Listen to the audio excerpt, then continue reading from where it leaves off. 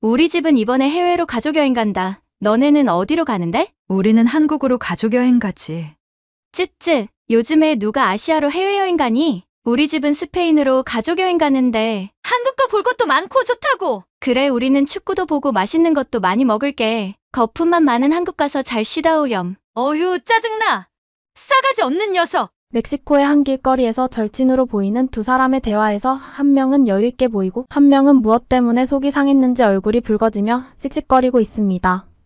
아마 이번 멕시코 연휴 때 가족여행으로 해외여행을 가면서 관련된 이야기를 하게 된 것 같은데요. 과연 어떤 일이 있었던 것일까요? 안녕하세요, 감동시작입니다. 저희는 해외 커뮤니티 레딧과 감동시작 공식 이메일로 제보받은 실제 사연을 바탕으로 재구성한 스토리를 전달해 드립니다.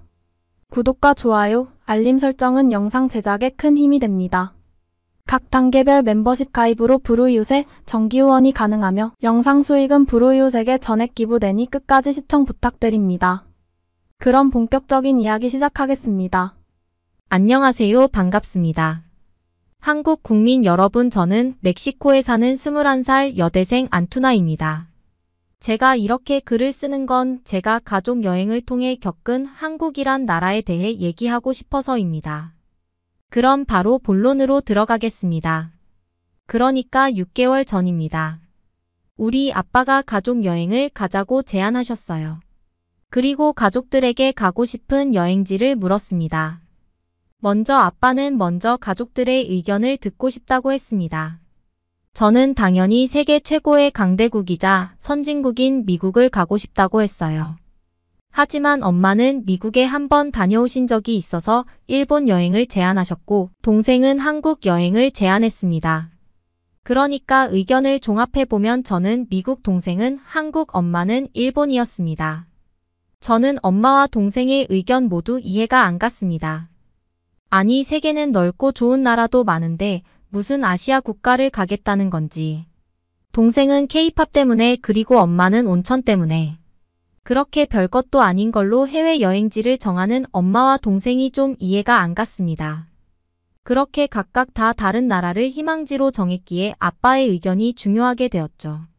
만약 아빠가 그 상황에서 세 나라 중에 한 나라를 고르면 그 나라는 두 표에 해당하는 거니까 다수결의 원칙으로 거기로 정해지는 거잖아요.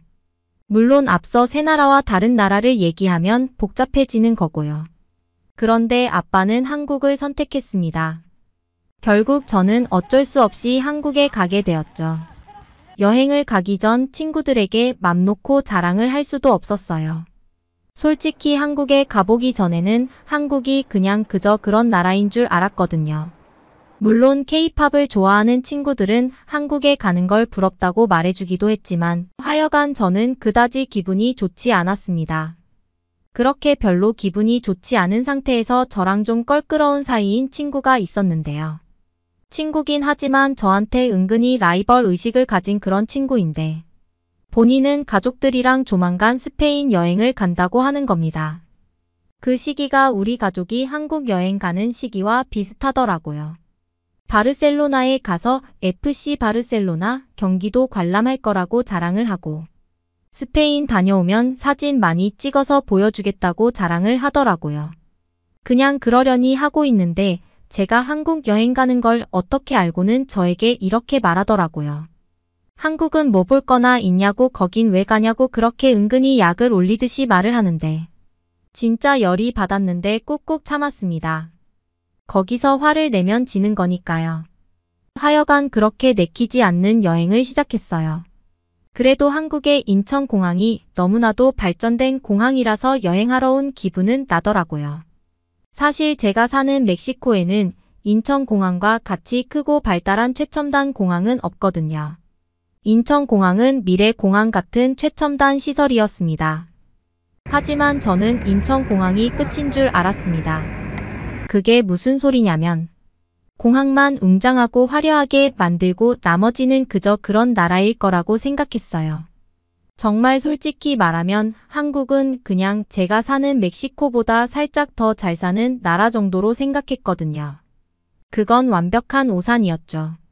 인천공항에서 택시를 타고 서울 쪽으로 가는데 택시로 지나가는 인천대교는 정말 별천지 같았어요. 그때 속으로 생각했습니다. 내가 생각한 한국과 실제의 한국은 엄청 다를 수 있겠다 하는 생각을요. 뭔가 그때 한국 여행에 대한 설렘이 막 생기기 시작하더군요. 그런데 그때 친한 친구와 메신저로 연락을 하면서 인천대교의 풍경을 사진으로 보여줬는데 정말 멋지다고 놀라더라고요. 그때 저는 친구에게 말했습니다. 사진으로 보는 풍경은 실제 풍경의 100분의 1도 담지 못할 거라고요. 그랬더니 친구는 한국에 정말 가보고 싶다고 하더라고요. 근데 그때 친구가 저한테 이런 소식을 전했습니다. 이게 기쁜 소식인지 나쁜 소식인지 잘 모르겠지만 좀 통쾌한 소식이긴 했어요. 그게 뭐냐면요. 저랑 비슷한 시기에 가족 여행을 유럽으로 간 친구가 있었는데요. 앞서 말한 바르셀로나 간다고 자랑하면서 한국에 여행을 간다고 은근히 약을 올린 그 친구 말입니다. 하여간 그 친구는 지금 여행지에서 소매치기를 당해 난리가 났다고 하더군요. 여권이 있는 지갑을 소매치기 당해서 참 곤란한 입장인가 봐요. 사실 통쾌해하면 안 되는데 그 친구가 저를 은근히 약을 올린 게 생각나니까 저도 사람인지라 통쾌함이 들긴 했습니다. 근데 또 한편으로는 딱하기도 하더라고요. 여행 가서 지갑을 잃어버리면, 특히 여권까지 있는 지갑을 잃어버리면 정말 짜증나는 상황을 넘어서 그 여행 자체를 다 망치는 게 되니까요. 친구의 소식을 듣고 한국에 온 게 정말 다행이라는 생각을 했죠. 사실 한국은 치안은 딱 봐도 좋아 보였던 게 인천공항의 경찰 특공대들만 봐도 뭔가 엄청난 포스가 풍겼거든요. 아, 그리고 하나 짚고 넘어갈 부분이 한국은 아시아인인데 왜 그렇게 키들이 큰 건가요? 저희 아빠가 173cm이고 저희 엄마가 160cm, 제가 165cm 동생이. 참고로 동생은 여동생입니다. 하여간 동생은 161cm로. 멕시코에서는 평균 키 이상인 절대 작지 않은 키인데요. 여기 한국에 오니까 꼭 우리 가족이 스머프 가족이 된 것 같아요. 특히나 한국의 젊은 분들 키는 정말 크더라고요. 그게 다 선진국이라서 영양 상태가 좋아서 그렇게 큰 거라고 생각이 들더라고요. 참 보기 좋았고 부러웠습니다. 하여간 그렇게 한국의 첫 느낌은 매우 좋았습니다. 그런데 잠시 후 인천대교를 빠져나왔을 때쯤 앞자리에 있던 아빠가 갑자기 당황하면서 택시기사님께 차를 잠깐 세워달라는 겁니다. 근데 거기서 또 하나 신기한 건 아빠가 영어로 말을 했는데 나이가 꽤 많으신 택시기사 할아버지가 그걸 다 알아들으시더라고요. 그때 살짝 놀랐습니다. 택시기사님의 유식함에요. 하여간 아빠는 트렁크에 가방을 좀 봐야겠다고 했어요. 그 이유는 지갑을 잃어버렸다는 겁니다. 주머니에 찾아보니 없어서 택시 트렁크에 있는 가방을 찾아보겠다는 겁니다. 거기서 전혀 화를 안 내고 도와주신 택시기사님한테 너무 감사했었죠. 오히려 천천히 찾아보라고 하시면서 친절하게 도와주셨죠. 그런데 그때 아빠 핸드폰 벨이 울렸고 인천공항 분실물센터에서 아빠 지갑을 보관하고 있으니까 찾으러 가라는 겁니다. 순간 다행스러운 마음이 들었습니다. 아빠 지갑에 명함이 있어서 거기에 핸드폰 번호 보고 연락이 온 거더라고요. 기사님이 다시 유턴해서 인천공항에 갔습니다. 분실물센터에 가서 아빠는 바로 지갑을 돌려받았습니다. 또 하나 놀랐던 사실은 아빠 지갑에 꽤 많은 현금이 있었는데 그대로였다는 점입니다. 정말 한국은 양심적인 나라구나 생각을 했죠. 공항 직원의 말로는 화장실 청소하는 미화원이 지갑을 주워서 분실물센터로 갖고 왔다고 하더라고요.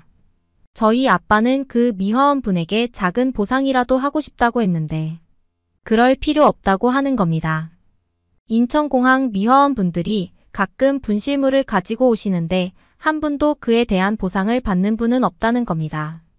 정말 너무나도 대단한 분이라는 생각이 들었어요.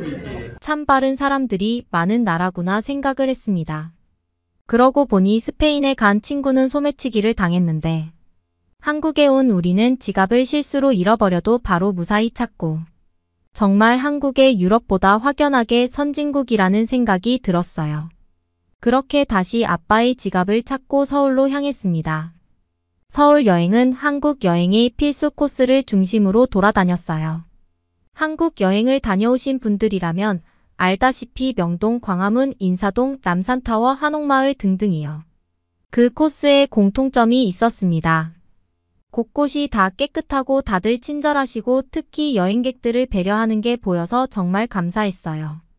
그리고 기억에 아주 강하게 남은 음식점이 있었는데요.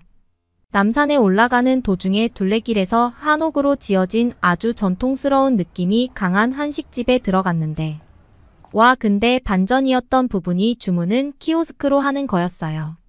참 전통과 스마트함이 공존하는 그런 환상적인 느낌이었어요.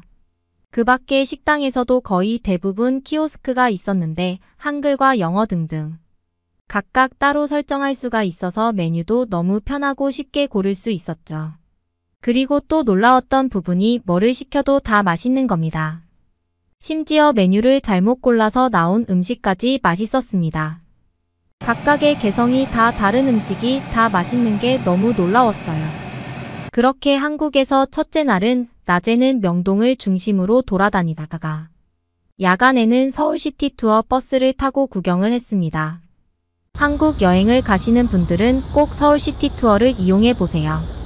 코스는 광화문역, 강변북로, 반포대교, 성수대교, 한남대교, N서울타워, 남대문시장, 청계광장입니다. 저는 그 코스 중에서 청계광장이 유독 더 인상 깊었어요. 청계광장 아래로 내려가면 청계천이 있는데요. 얼마나 예쁜지 모릅니다.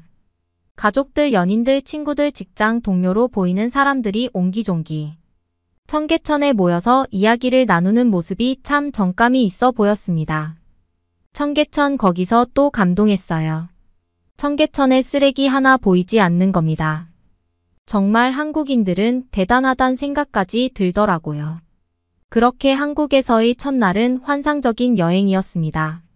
물론 그 이후도 쭉 멋진 여행을 이어갔죠. 아 그리고 숙소는 서울시청 근처에 있는 W 호텔에서 지냈습니다.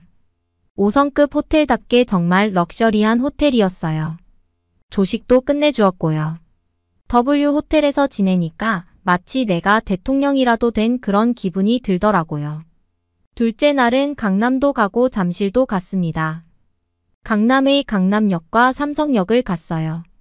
잠실에 가서 한국에서 제일 높은 월드타워 전망대를 갔는데 정말 뷰가 끝내주었어요. 아 그리고 한국 여행에서 빼놓을 수 없는 추억이 바로 한강에서의 추억입니다. 저는 이렇게 멋진 강은 처음 봤습니다. 게다가 근처에 편의점 많고요. 한강에 오면 치맥을 먹어야 한다기에 저희는 시켰는데 와 정말 앱으로 간단하게 주문을 하니까 신속하게 바로 오더라고요. 정말 직장인들이 여가 생활을 보내기에 한강만 한 곳이 없다고 느껴졌습니다. 참 한국 국민이 부럽더라고요. 그렇게 꿈같은 시간은 점점 흘러가고 여행을 마치고 멕시코로 돌아왔어요. 역시나 돌아와 보니까 멕시코의 치안 주변 환경 그리고 사람들. 선진국인 한국과 너무 비교되더라고요. 아 그리고 또 하나 재미있는 일이 있었는데요. 아 물론 저한테만요 친구의 불행이 저한테는 재미있는 일이 되었네요. 그게 무슨 소리냐고요? 저는 한국에서 찍은 사진을 보여주고 있는데 스페인에 갔던 친구는 뭔가 시무룩해 있는 겁니다. 그 이유가 뭔 줄 아세요? 그 친구는 지갑뿐 아니라 스마트폰까지 소매치기 당했다고 하더라고요.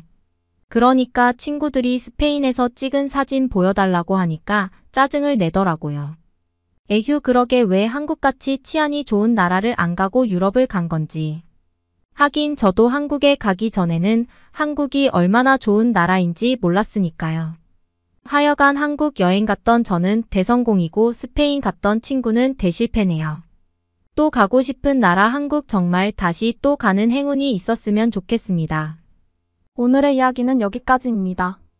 응원이나 남기고 싶은 말이 있으시면 댓글로 남겨주세요. 사연자분께 전달해 드리겠습니다. 저희 감동시작은 실제 사연 제보를 받고 있습니다. 채택되신 분께는 선물도 드리고 있습니다. 저희의 사연이 여러분의 하루에 작은 힘이 될 수 있었으면 좋겠습니다. 감동적인 사연을 주변 사람들에게 공유하고 함께 이야기 나눠보세요. 끝까지 시청해주셔서 감사합니다. 더욱더 좋은 영상으로 찾아뵙겠습니다.